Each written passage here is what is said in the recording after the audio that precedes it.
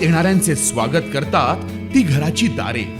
आपले घर, बंगला, ऑफिस, फार्म हाऊस यासाठी सुंदर डिझाईन केलेली jumbo French door, safety door आणि तीही 18 गेज GI सेक्शन मटेरियल वापरून आणि 80 मायक्रॉन पावडर कोटिंग केलेली, संपूर्णपणे मेंटेनन्स फ्री. नजर खिळून राहील असे आकर्षक सर्व प्रकारचे डोअर्स मिळण्याचे नाशिक मधील एकमेव नाव शिवाय एंटरप्राइजेस.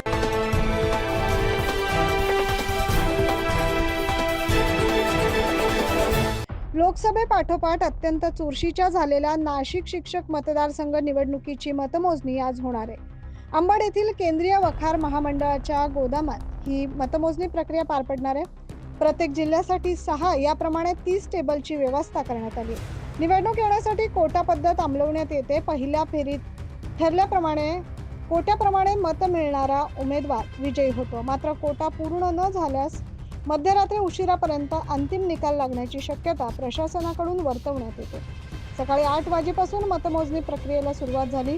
दरम्यान सकाळी 10 वाजेच्या सुमारास नाशिक मतमोजणी केंद्रावर गोंधळ झाल्याचं पाहायला मिळालं. 22 नोव्हेंबरच्या टेबलावर 3 मते जास्त आढळल्याने महाविकास आघाडीच्या ठाकरे गटाचे उमेदवार संदीप गुळवे यांनी आक्षेप घेतलाय. आक्षेप आता जो मतपत्रिकांचा जो काउंटिंग चालू आहे त्याच्यामध्ये 22 नंबरचा टेबल चोपडा शहराचा, त्याच्यामध्ये 3 मतपत्रिका जास्ती निघाल्या.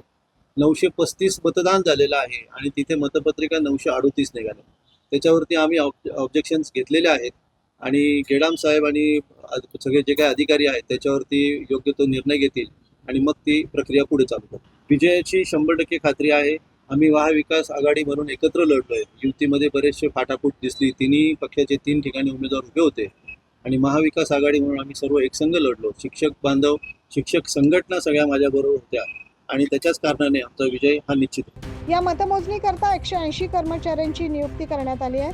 नथ, पैठणी, सफारी तर काही ठिकाणी रोकड पाकिटे वाटण्याच्या प्रकाराने चर्चेत असलेली नाशिक शिक्षक मतदारसंघाची निवडणूक राज्यभर चर्चेचा विषय ठरली. या निवडणुकीत महायुतीचे उमेदवार आमदार किशोर दराडे, महाविकास आघाडीतील ठाकरे गटाचे उमेदवार ॲडव्होकेट संदीप गुळवे तर अपक्ष विवेक कोल्हे आणि महायुतीचे अजित पवार गटाचे उमेदवार ॲडव्होकेट महेंद्र भावसार यांच्यात चौरंगी लढत होत आहे.